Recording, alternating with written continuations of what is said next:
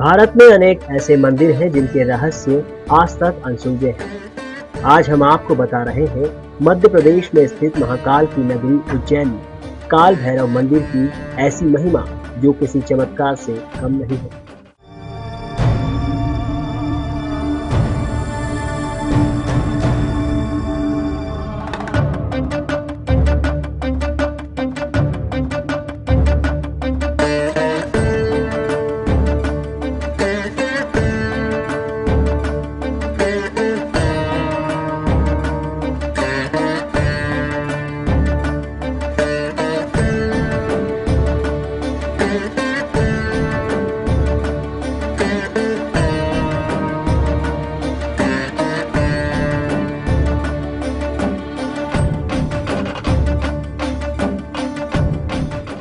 SR दर्शन की team इस वक्त मौजूद है श्री काल भैरवनाथ मंदिर के परिसर में, और जहां पर भक्तों का तांता लगा हुआ है। दूर दूर से श्रद्धालु यहां पहुंचते हैं, देश के कोने कोने से श्री काल भैरव के दर्शन करने के लिए। और हमारे ठीक पीछे हम देख सकते हैं कि किस तरह से यहाँ दीप मालाएँ बनी हुई हैं।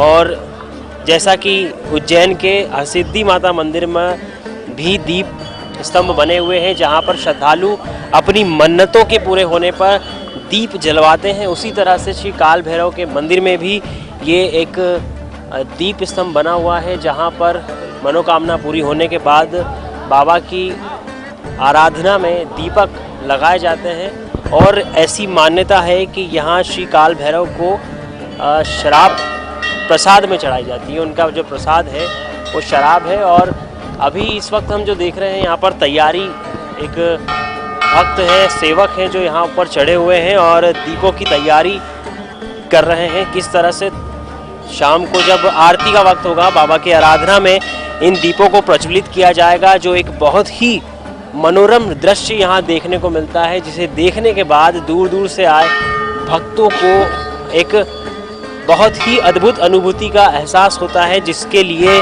दूर दूर से भक्त यहाँ पहुँचते हैं बाबा की कृपा पाने के लिए। और हम चलते हैं परिसर में आगे, और भी ऐसे कई दृश्य हैं परिसर में। लगातार यहाँ भक्तों का, श्रद्धालुओं का आना जाना सुबह से लेकर देर रात तक जारी रहता है। और बाबा की कृपा पाने के लिए दूर दूर से यहाँ पर श्रद्धालु पहुँचते हैं। अलग अलग मान्यताएं, सबकी सोच और विश्वास, आस्था यहाँ पर देखने को मिलती है। यहाँ हमने एक दीप स्तंभ देखा, अब हम आपको यहाँ दिखाएंगे कि एक यहाँ पर मन्नतों के लिए डोरा बांधा जाता है, जिसकी अपनी अपनी मनोकामनाएं यहाँ पर आकर श्रद्धालु अपनी मनोकामना के लिए बाबा से यहाँ डोरा बांधते हैं, काला डोरा। और जब मन्नत पूरी हो जाती है तो उसे आकर किसी भी एक डोरे को यहाँ खोल दिया जाता है। ऐसा श्रद्धालुओं का विश्वास है, पुरानी एक परंपरा है, वो आज भी बरकरार है। अपनी मन्नतों को लेकर देश के कोने कोने से यहाँ श्रद्धालु पहुँचते हैं। एसआर दर्शन की टीम भी यहाँ पहुँची है अपने दर्शकों को श्री काल भैरवनाथ के दर्शन कराने के लिए। परिसर में हम देख रहे हैं कि किस तरह से भक्तों का हुजूम उमड़ा हुआ है। दूर दूर से यहाँ कितनी श्रद्धा के साथ, विश्वास के साथ श्रद्धालु पहुँचते हैं। एसआर दर्शन भी अपने दर्शकों के लिए आज श्री काल भैरवनाथ के परिसर में। इस मंदिर की सबसे बड़ी विशेषता यह है कि यहाँ पर भगवान काल भैरव साक्षात रूप में मदिरापान करते हैं। हम जानते हैं काल भैरव के प्रत्येक मंदिर में भगवान भैरव को मदिरा प्रसाद के रूप में चढ़ाई जाती है, लेकिन उज्जैन स्थित काल भैरव मंदिर में जैसे ही शराब से भरे प्याले को काल भैरव की मूर्ति के मुंह से लगाया जाता है तो देखते ही देखते वो शराब के प्याले को खाली कर देते हैं।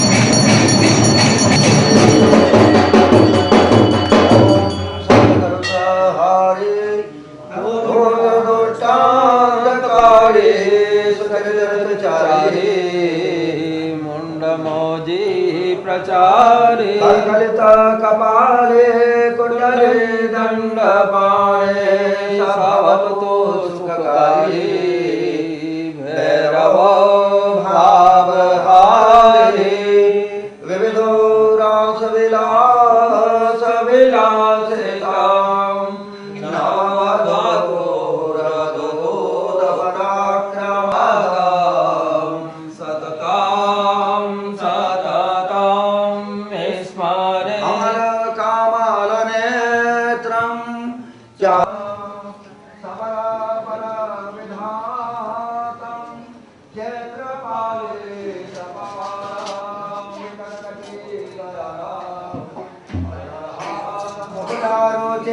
भानं मुक्तमानं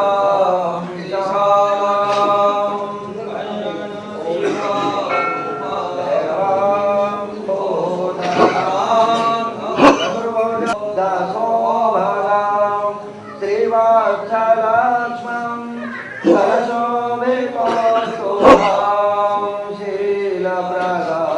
भैरव का यह मंदिर अति प्राचीन माना जाता है।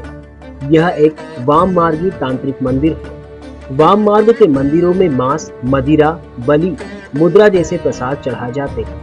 प्राचीन समय में यहाँ सिर्फ तांत्रिकों को ही आने की अनुमति थी। वे ही यहाँ तांत्रिक क्रियाएं करते थे। कालांतर में ये मंदिर आम लोगों के लिए खोल दिया गया। कुछ सालों पहले तक यहाँ पर जानवरों की बलि भी चढ़ाई जाती थी, लेकिन अब यह प्रथा बंद कर दी गई है। अब भगवान भैरव को केवल मदिरा का भोग लगाया जाता है। इस मंदिर की एक विशेषता आपको बताएं कि यहाँ काल भैरव को मदिरा का प्रसाद चढ़ाया जाता है। ये एक बहुत ही प्राचीन मान्यता है।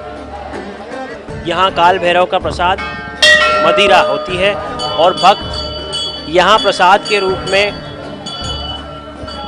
मदिरा लेकर आते हैं। उनके प्रसाद में हम देख सकते हैं हाथों में प्रसाद के साथ बाबा काल भैरव के लिए शराब का प्रसाद, मदिरा उनका प्रसाद है। अब हम भक्तों से बात करते हैं, कहाँ से आए? 12 से आए हैं। 12 से राजस्थान। आपके हाथ में क्या चीज़? ये दारू है। ये वहाँ भोला बार बाबा का प्रसाद है, इसलिए। काल भैरव को मदिरा पिलाने का सिलसिला सदियों से चला आ रहा है। यह कब, कैसे और क्यों शुरू हुआ, यह कोई नहीं जानता। भैरव के इस प्रांगण में भक्तों का तांता लगा रहता है। यहाँ आए श्रद्धालुओं से हमने बात की और उनसे बाबा की महिमा और चमत्कार के बारे में जाना। हमेशा साल में एक बार दर्शन के लिए आते रहते हैं परिवार के साथ।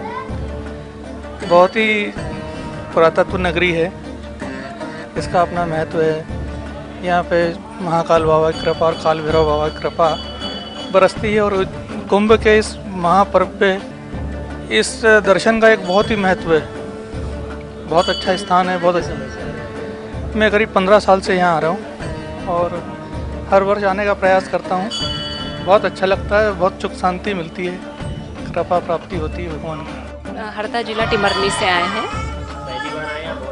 हम हर साल आते हैं हम यहाँ काल भैरव।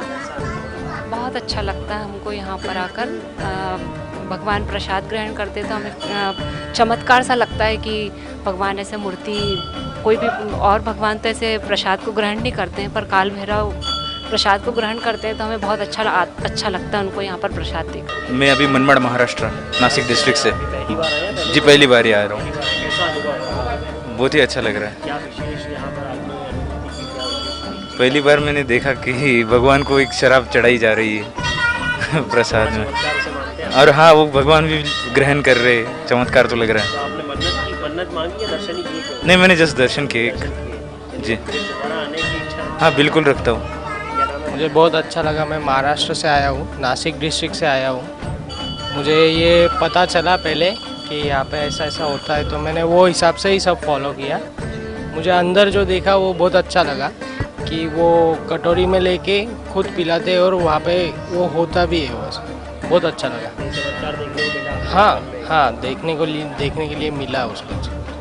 बहुत अच्छा लगा। Thank you. अनुभव बहुत अच्छा रहा कि मतलब भैरव बाबा खुद मतलब जो दारू का जो सेवन है चमत्कार है बिल्कुल एक, कि वो वाकई मतलब एक वाकई चमत्कार है कि वो पूरी दारू मतलब हमारे सामने ही पिलाई उनको।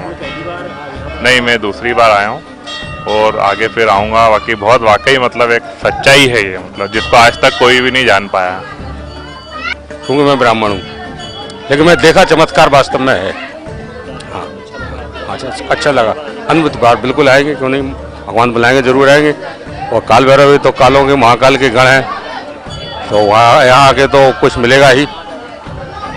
और बहुत ही सुंदर महसूस कर रहा हूँ, बहुत बढ़िया है, आत्म शांति महसूस कर रहा हूँ और बहुत ही बढ़िया है, मेरे मन को पीस मिल रहा है और बहुत ही अच्छा लग रहा है यहाँ पे। एकदम बार बार आने का मन करता है, ऐसा अंदर से महसूस होता है, नेचुरली प्रकृति बहुत बढ़िया। ये बहुत ही अच्छा है, ये चमत्कार अनोखा है। इसके पीछे कोई भी मतलब साइंस मुझे नहीं लगता है कि बिल्कुल भैरव बाबा का ही यही है, चमत्कारी है। और हम लोग इंदौर के हैं, पर हम लोग अभी दूसरी बार आए हैं।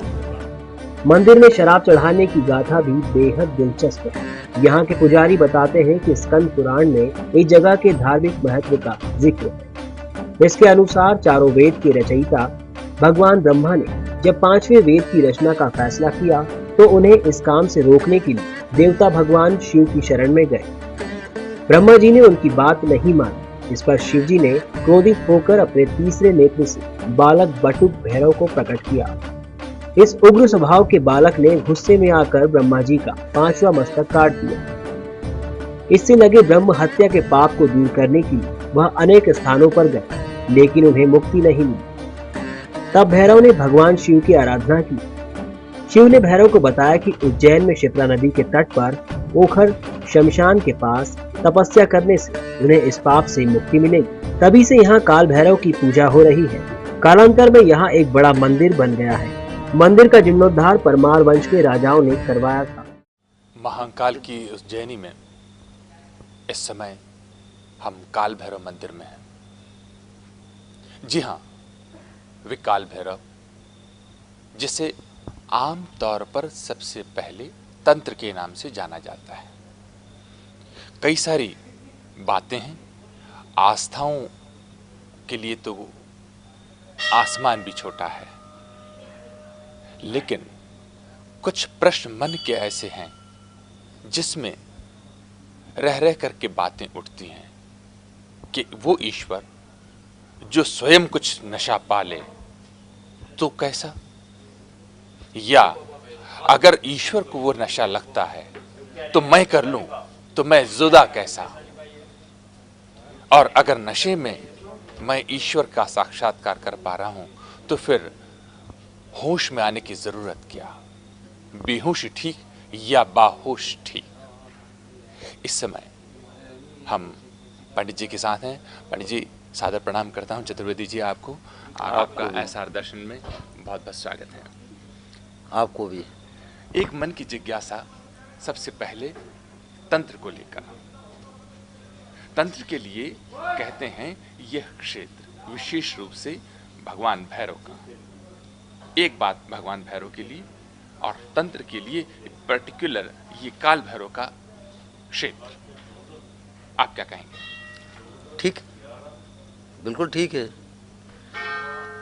तंत्र का स्थान है जी, ये तंत्र का ही स्थान है। यहाँ हर चीज एक निश्चित सुनिश्चित तरीके से आपको मिलेगी। दर्शन, निर्गम, आगम सब एक निश्चित तरीके से होता है। और उस तंत्र जादू टोना ऐसा कुछ नहीं है।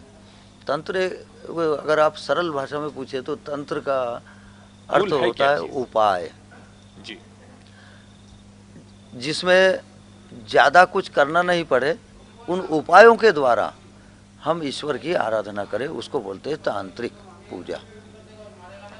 उन तंत्र, मंत्र और यंत्र तीनों में ही जप आराधना पंचांग तरीके से करना अनिवार्य होती है। पंचांग का मतलब किसी भी देवता की साधना करने पर 5 अंगों से साधना होती है, किसी एक अंग से नहीं।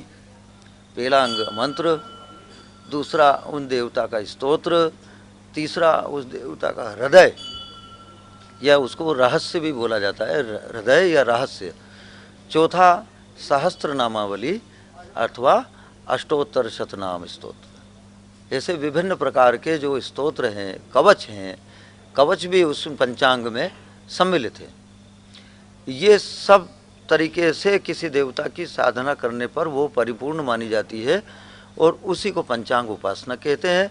और ये तंत्र मंत्र और यंत्र तीनों में ही अनिवार्य रहती है। जीवन में हम कई प्रकार से, जैसे आपने कहा, किसी भी देवी या देवता के लिए इस प्रकार से पूजन किया करने को का तंत्रिक उपाय है।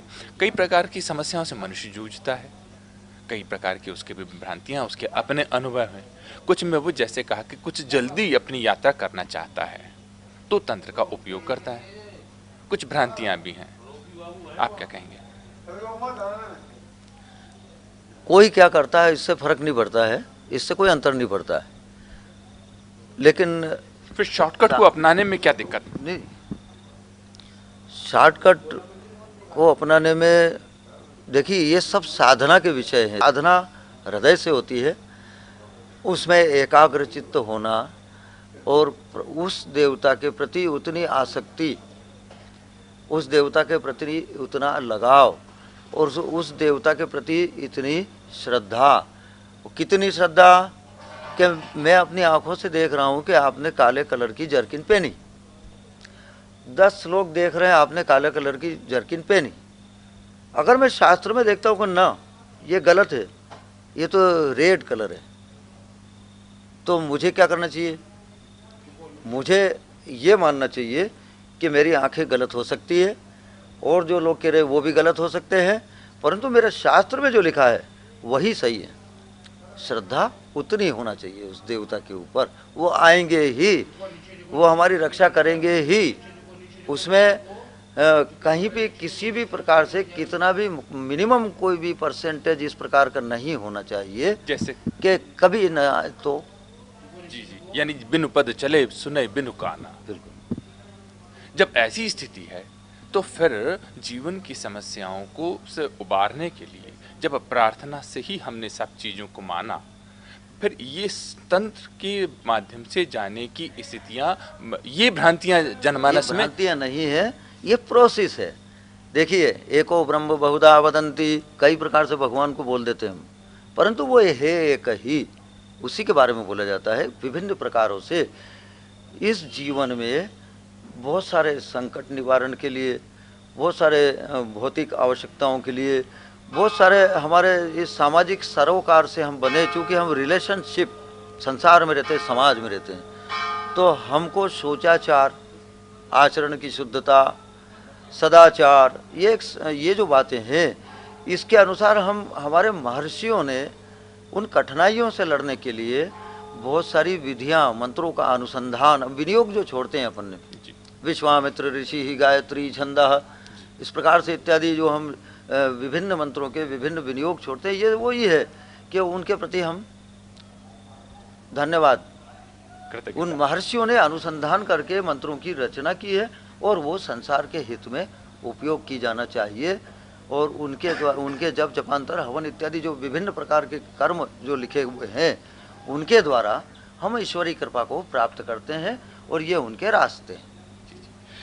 उज्जैन नगरी विशेष रूप से ज्ञान की नगरी पाई जाती है, देखी जाती है। विशेष करके भगवान कृष्ण के ज्ञानार्जन की स्थिति भी यहीं पर थी। ये वही स्थान, सांदीपनी स्थान यहाँ पर है। महज यही नहीं, भगवान ने अपने जीवन के अनेक वर्ष उज्जैन में बिताए और उन्होंने यहाँ शिक्षा प्राप्त की। और मैया जी का दाहिने हाथ की कोहनी 51 जगह जो भारतवर्ष में शक्तिपीठ स्थापित हैं, उनमें उज्जैन भी शामिल। तो शक्तिपीठ जहाँ होता है वहाँ मैया जी, शक्तिपीठ का अर्थ ही ये होता है कि मैया जी के उपासक, माता के उपासक, चाहे किसी की नव दुर्गा में किसी भी रूप के वो उपासना करते हों, मैया जो है उनको जागृत अवस्था में उस तीर्थ स्थल पे विद्यमान रहती है नव दुर्गा के रूप में। और जहाँ भगवान ने इतने वर्षों तक शिक्षा प्राप्त करी, नारायण भी 9 ही स्वरूपों में उज्जैन में विद्यमान है। इनके अलावा 7 सागर है, प्रयागराज भी है, गया तीर्थ भी है, गंगा जमुना सरस्वती की त्रिवेणी के साथ गोमती मैया भी है, नर्मदा मैया भी है। इस समय शिप्रा जी रात्रों बहती च नर्मदा, नर्मदा के रूप में बह रही है। तो यहाँ इतना सब कॉम्बिनेशन किसी एक जगह धरती पर दूसरा नहीं है सिवाय उज्जैन। तो हम किसी भी प्रकार की साधना करते हैं तो उज्जैन कमर्शियल भूमि नहीं है, उज्जैन आध्यात्मिक भूमि है। और आध्यात्म में अर्थ का कोई प्रयोजन नहीं है, अर्थ से कुछ हासिल भी नहीं होता है और अर्थ से आध्यात्मिक शक्ति को नहीं हासिल किया जा सकता। हाँ, यदा कदा आध्यात्मिक ऊर्जा से आर्थिक ऊर्जा को और भी किया जा सकता है, यद्यपि करना नहीं चाहिए, परंतु यूटिलाइज किया जाता उस ऊर्जा को इस ऊर्जा में तब्दील करते देखे गए हैं और यदा कदा कठिनाइयों का हल करे उस सीमा तक वो ठीक है। जैसे कि अभी कुछ देखा जा रहा है, सिंहस्थ के समय में ग्रहों की कुछ स्थितियां प्रतिकूल भी देखी जा रही हैं, उसके उपाय भी जी। समस्या आती है तो भगवान समाधान भी भेज देते हैं, पहले ही समाधान पहले आ जाता है। तो उसके उपाय भी ऋषि महर्षि विद्वान, विद्वानों की नगरी है उज्जैन, और जो भी शास्त्रोक्त विधियां हैं उसके अनुसार उसका यजन याजन हर तीर्थ में चल रहा है, हर तीर्थ में चल रहा है और वो संकट निवारण हो जाएगा, ऐसा कुछ वो नहीं है। उसके लिए कुछ विशेष प्रार्थनाएं आम जन को भी अपनी ओर से करना, शास्त्र विहित प्रार्थनाएं, शास्त्र में जो लिपिबद्ध है बस वही विशेष, और उस अनुसार जिस तीर्थ में जो किया जाना चाहिए वो बराबर किया जा रहा है। उज्जैन में सारे तीर्थों में उसके लिए कुछ न कुछ चल रहा है, कोई अपनी ओर से कर रहा है, पुरोहित अपनी ओर से कर रहे हैं, पुजारी अपनी ओर से कर रहे हैं, महर्षि संत जो पधारे हैं उज्जैन में वो अपनी ओर से कर रहे हैं, ये सब अपने अपने स्तर पे सब कर रहे हैं। चतुर्वेदी साहब, आपका इतना गहरा अनुभव है, मैं जानना चाहूँगा कि हर देवी देवता का सनातन में बहुत बहुत उनका महत्व बताया गया है जी। कहते हैं इनसे क्या रहेंगे तो ये फलाना कष्ट दूर होगा, फलाना दुख दूर होगा, इस प्रकार का दुख, जितने दुख दर्द हैं करीब करीब सभी देवी देवताओं के मंत्रों से प्रार्थनाओं से पूर्ण होते हैं। बड़ा कन्फ्यूजन हो जाता है। ठीक, गॉड इज वन कहना बहुत सरल है। गॉड इज वन आधा अधूरा वाक्य है, पूरा वाक्य तो हम बोलते हैं एको ब्रह्म बहुधा वदंती, भगवान तो एक ही है, उसी को भगवान बोल लो, उसको गॉड बोल लो, उसको परमात्मा तत्व कहा गया है, उसी को अमृत तत्व कहा गया है, वही परमात्मा है, वही ईश्वर है। परंतु हमारे महर्षियों ने, मैंने आपसे निवेदन किया, हमारे महर्षियों ने बहुत सारे अनुसंधान करके इस प्रकार की रचनाएं की है, ग्रंथों की, तंत्रों की, आगम निगम, ऐसे अनेक तंत्र ग्रंथों की रचना की है कि जिसके द्वारा हम अपनी कठिनाइयों को दूर करने की प्रोसेस, ये प्रोसेस है, विधियां है कि यदि हमको कष्ट ज़्यादा आ रहे हैं, विघ्न बाधा, तो हम किसी संत के पास जाएंगे, संत ने आदेश दिया कि आप गणेश जी की आराधना करो जी, विघ्नहर्ता गणेश है, तो हम गणेश जी की याजन करेंगे तो वही परमात्मा गणेश के रूप में हमारे सामने आएगा और हमारे विघ्न बाधाओं को हरेगा। पराक्रम की आवश्यकता है, तो संत महोदय ने आदेश दिया है कि आप जो है हनुमान चालीसा पढ़ो, हनुमान जी की आराधना करो, वही भगवान जो है हनुमान के रूप में आएगा, वो एक ही है। परंतु हम अपने लिए, अपनी साधना के लिए उसको विभिन्न रूपों में बुलाते हैं और वो आता है क्योंकि वो भक्तों के अधीन है। हमें तो चतुर्वेदी साहब यही समझ में आता है कि मीरा का मन किया, उसने नृत्य किया, उसने कृष्ण को पा लिया। सूरदास ने, रैदास ने अपने पद लिखे, अपने पद गाए और वे प्रभु को प्राप्त हो गए। यानी जितने सहज, जितने सरल स्वरूप में हमने प्रयास किया और उनको पा लिया। ऐसी स्थितियों में क्या मनुष्य को किस प्रकार अपने आप को ढाले जो सरलता किससे हम ईश्वर को पाने का रास्ता समझ सके। तो बड़े संतों से पूछा जाना चाहिए, ये जो हमारे यहाँ महर्षिगण आएंगे वो हमको बताएंगे ये सब बातें, और शास्त्रों में सब वर्णित है। आप अध्यात्म की बात कर रहे हैं, ये हमारी उपनिषदों की फिलॉसफी, हमारा दर्शन है, हमारे जो सिद्धांत है, हमारे वैदिक सूत्र हैं, वो सब यही बताते हैं कि हमें वो सीधा सीधा एक ही डायलॉग ये है कि सादा जीवन उच्च विचार। वो पूरा शास्त्र अभी अपन शास्त्रार्थ पे तो है नहीं, पूरा शास्त्र जो है अपन अभी बताने के लिए भी नहीं, हम ये आयोजन जो हो रहा है उसके संबंध में जो तात्कालिक जो बातें हैं जिससे हम कोई ऊर्जा प्राप्त कर सकें, और इन तीर्थों में जाने पर हमको भी अमृत कुंभ की बेला जिसको बोला जाता है, अमृत कुंभ की घड़ी और अमृत कुंभ की बेला, जिसमें ऐसा मान्यता है कि देवलोक भी इस धरती पर आते हैं, तो उनमें हम भी कहीं ना कहीं उसी प्रकार की कोई यजन याजन करें और उस तप का फल हम प्राप्त करें।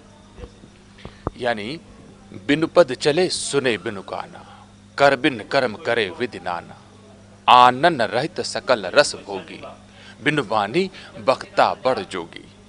कुल मिलाकर हमें स्वयं को, अपने आप को प्रार्थनाओं से जोड़े रखना है। प्रयास ये रहे कि हम लगातार प्रार्थनाओं से जुड़े रहें। यही जीवन को समझ लेने का और उत्तम रास्ते पर चलाने का एकमात्र उपाय है। एसआर दर्शन में आप इसी प्रकार अन्य हस्तियों से लगातार मिलते रहेंगे। तब तक के लिए नमस्कार।